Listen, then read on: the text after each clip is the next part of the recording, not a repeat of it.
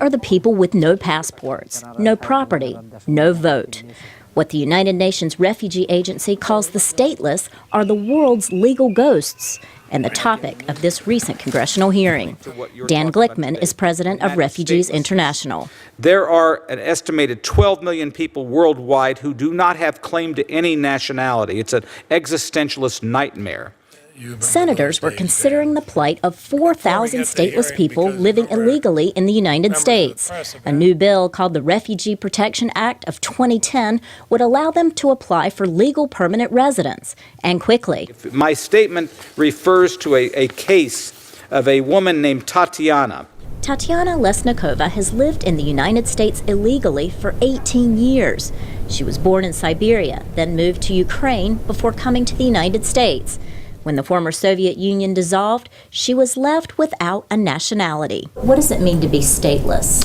To be stateless, it means to be nobody. We have no right. I have no right. Tatiana has 2 sons. She brought one with her and left the other behind, sure she'd be able to return. If I stateless the rest of my life, it means that I never in my life, I won't be able to see my son. Experts say stateless refugees are not just a problem in the United States.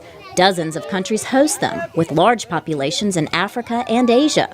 As nations have formed and dissolved, large groups of people have been left out. In some cases, they cannot marry, attend school, or own property. Maureen Lynch is an expert on statelessness with Refugees International. We're not only talking about home ownership or owning a car or those kind of things. It can be something as small as trying to own a refrigerator. In some countries, statelessness means not even being able to get a mobile phone. Lynch says it's an issue of national and international security. This kind of invisible status, the fact that they really aren't born and that they don't die, we don't know exactly where they are and who they are, is significant. Human rights activists say that countries should nationalize their stateless people and grant them legal documents so they can work and travel. They urge the United States to sign on to existing international agreements aimed at protecting the stateless. What being stateless has meant for Tatiana Lesnikova is that she can be and has been jailed without warning. She's a nurse, but has to continually renew her work authorizations. This often causes her to miss work or lose jobs. Still, Tatiana wants to be an American. Because I think only in this country we were able to get on our feet without any help. But for Tatiana, a little help could go a long way. Laurel, Bowman, VOA News, Washington.